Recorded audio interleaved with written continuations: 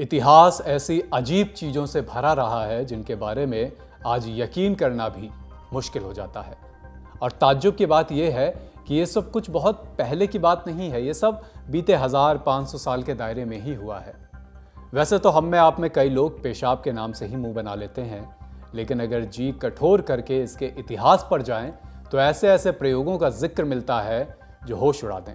मसलन, क्या आप मानेंगे कि एक वक्त पर पेशाब से सोना निकालने के प्रयोग किए जा रहे थे, पेशाब से बारूद बनाया जा रहा था, पेशाब से इलाज किया जा रहा था, यहाँ तक कि पेशाब से गाड़ियाँ चलाने के लिए तेल बनाने के भी प्रयोग हाल के ही कुछ सालों में किए गए हैं। पेशाब को देखकर बीमारियों का अंदाज़ा लगाया जाता रहा है। सुंदरता बढ़ाने के लिए भी पेशाब को अलग अलग तरीकों से इस्तेमाल करना सुझाया जाता रहा है। युद्ध में जान बचाने में पेशाब का जिक्र आता तो फिर नाग भों सिकोड़ने से पहले आइए जानते हैं पेशाब से जुड़े अजीबोगरीब प्रयोग, जिनमें से कुछ सफल हुए और कुछ असफल। साथ ही जानेंगे कुछ सवालों के जवाब भी, जैसे कि घाव में पेशाब लगाने के पीछे क्या तुक रहता था लोगों का, विश्व युद्ध में सैनिक चेहरे पर पेशाब से भीगा कपड़ा क्यों बांधते थे, पेशाब से बारूद कैसे बनाया गया और उसका कैसे इस्तेमाल होता था, ये सब जानेंगे आज। नमस्कार, मेरा नाम है अभिषेक और आप देख रहे हैं ऐतिहासिक किस्से कहानियों से जुड़ा हमारा रोजाना का कार्यक्रम तारीख। पेशाब से बारूद सुनकर ही बड़ा अचंभा लगता है, पर एक वक्त पर यह हकीकत था। पेशाब से गन पाउडर यानी बंदूकों में भरने वाला बारूद बनाया जाता था। कहानी शुरुआत से समझते हैं। यह कहना मुश्किल है कि किस शख्स ने गन पाउडर की खोज की, पर इसकी जड़ें प्राचीन चीन से जुड़ी बताई जाती हैं। यहाँ इसे बांस की ट्यूब या गोलियों में बदलकर जलाया जाता था। इन यंत्रों को बंदूकों के पुरखे कहा जाता था। बहरहाल ये बारूद मेनली 3 चीज़ों से बनता था: पोटेशियम नाइट्रेट, सल्फर और चारकोल। दिक्कत ये थी कि पोटेशियम नाइट्रेट नेचर में आसानी से नहीं मिलता था। शुरुआत में तो चमक और खेल के लिए इसका इस्तेमाल किया जाता, लेकिन जैसे जैसे युद्ध बढ़े, लड़ाइयाँ बढ़ीं, लोग लड़ाइयों में उतारू हुए, जाहिर है गन पाउडर की मांग भी बढ़ने लगी और गन पाउडर बनाने वाले पोटेशियम नाइट्रेट की भी। कुछ वक्त तो ये ग्वानो से मिलता रहा। ग्वानो यानी पक्षियों या चमगादड़ों के मल से बना जीवाश्म। इस चक्कर में ग्वानो की कीमत भी आसमान छूती रही। लेकिन यह ग्वानो खोजना इतना आसान नहीं था, मुश्किल था। इसके लिए खास लोग हायर किए जाते थे जो चमगादड़ों की अंधेरी गुफाओं से इसे लेकर आते, पर ऐसे लोग भी खोजना मुश्किल था जो ये खतरनाक काम करना चाहें। दूसरी तरफ बेचारे नन्हे से चमगादड़ कितना ही मल त्याग करते। इंसान जैसे जैसे युद्ध में लीन होते गए, पोटेशियम नाइट्रेट के लिए ग्वानो का रास्ता सकरा होता गया और फिर नई राह मिली, पेशाब। पेशाब से पोटेशियम नाइट्रेट बनाने के 2 तरीके थे। पहला तरीका फ्रेंच तरीका, जिसमें राख, भूसा और इंसानों का पेशाब मिलाकर उसे सालों तक फर्मेंट किया जाता था। दूसरा तरीका था स्विस तरीका, जिसमें रेत के एक गड्ढे में घोड़ों का पेशाब जमा किया जाता, फिर फ्रेंच मेथड का इस्तेमाल करके उससे पोटेशियम नाइट्रेट और पोटेशियम नाइट्रेट से फिर गन पाउडर बनाया जाता। इसके इस्तेमाल की एक कहानी अमेरिकी गृह युद्ध की भी है। अमेरिका के उत्तरी और दक्षिणी राज्यों के बीच गृह युद्ध चल रहा था। दोनों आपस में लड़े पड़े थे, पर उत्तरी अमेरिका का पलड़ा भारी था। मामला ये हुआ कि उत्तरी अमेरिका में केमिकल और स्टील इंडस्ट्री भरपूर विकसित थी, लेकिन दक्षिणी कन्फेडरेट्स के सामने पोटेशियम नाइट्रेट खोजने की अड़चन थी। अब desperate times require desperate measurement. चूंकि युद्ध है, किसी तरह गन पाउडर तो बनाना ही था। बनाया भी गया। केमिस्ट जोनाथन हैरेल्सन ने पेशाब से ज़्यादा मात्रा में पोटेशियम नाइट्रेट निकालने का तरीका बताया। दिक्कत ये थी कि इसके लिए कच्चा माल यानी पेशाब कहाँ से लाया जाए, क्योंकि ज़्यादातर मर्द तो जंग के मैदान में थे। तब पेशाब जमा करने के लिए महिलाओं को कहा गया। स्थानीय सेल्मा एल्बामा अखबार में एक रिक्वेस्ट भी छापी गई। लिखा था कि जब कोई महिला पेशाब करती है तो एक बेहुदा यांकी यानी उत्तरी अमेरिकी को गोली लगती है। इस तरह से उन्होंने लोगों को प्रोत्साहित करने का प्रयास करा, खासकर महिलाओं को, कि वो देश के काम में, इस तरह का उनका दावा था कि देश के काम में पेशाब दान करें। इस तरह से कहें तो पेशाब की मदद से बने गन पाउडर का इस्तेमाल युद्ध में गोलियां चलाने के लिए किया जा सका। ये सब सोचना भी कल्पना से भी परे लगता है। बहरहाल पेशाब में फास्फोरस खोजने की कहानी भी कुछ कम विचित्र नहीं है।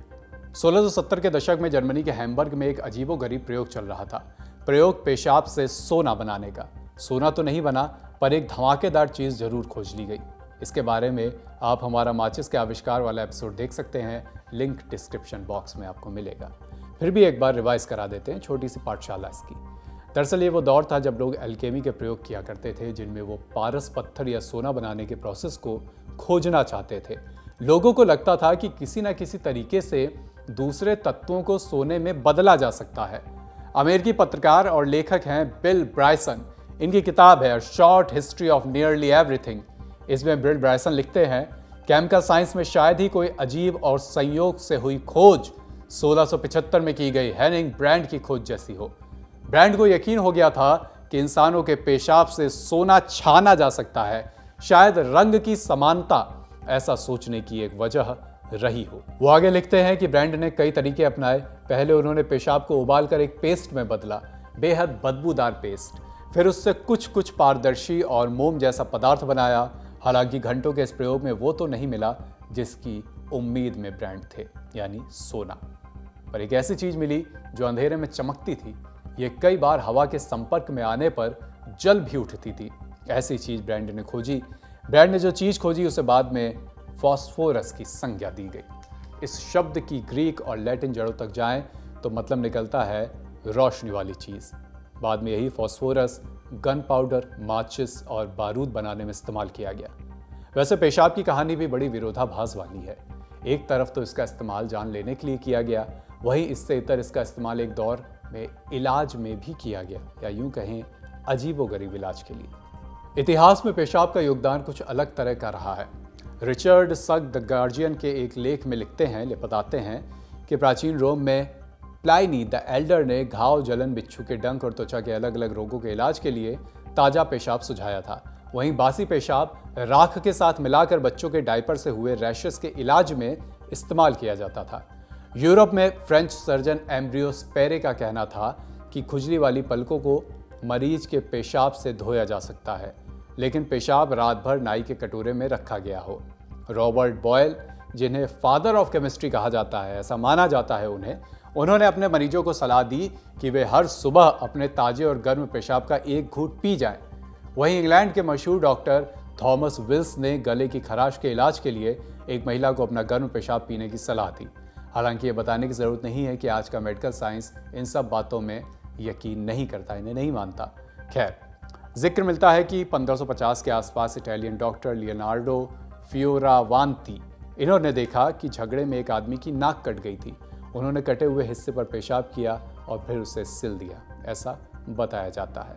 किंग हेनरी VIII के सर्जन थॉमस विक्रे ने युद्ध के घावों को पेशाब से धोने की सलाह दी। उस समय ताज़ा पेशाब मिलने वाले पानी की तुलना में ज़्यादा सुरक्षित और स्टेराइल माना जाता था। जहरीले दंशों और बाइट्स के लिए भी इसका इस्तेमाल किया जाता था, ऐसा सुझाया जाता था।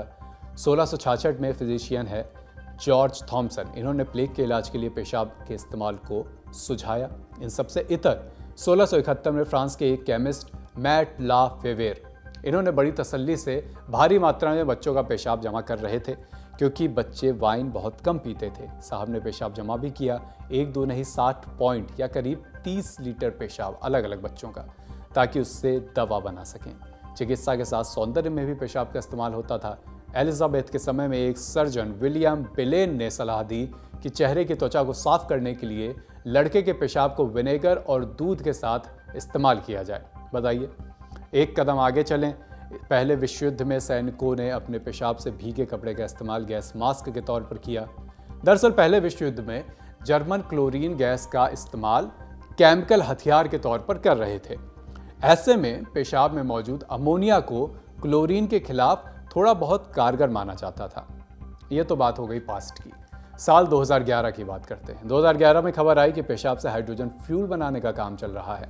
अमेरिका की ओहियो यूनिवर्सिटी की प्रोफेसर हैं जेराल्डीन बॉटे इस जुगत में लगी थी कि पेशाब से हाइड्रोजन फ्यूल बनाया जा सके, जिससे गाड़ियां दौड़ सके। तो ये थे अजीबोगरीब वो प्रयोग जो पेशाब से अलग अलग समय में अलग अलग पेशे के लोगों ने किए हैं। आज के तारीख में इतना ही। यह एपिसोड लिखा है राज विक्रम ने। फिर मिलेंगे तारीख में किसी नई कहानी के साथ, किसी नए किस्से के साथ। तब तक अपना ख्याल रखिए और देखते रहिए लल्लन टॉक।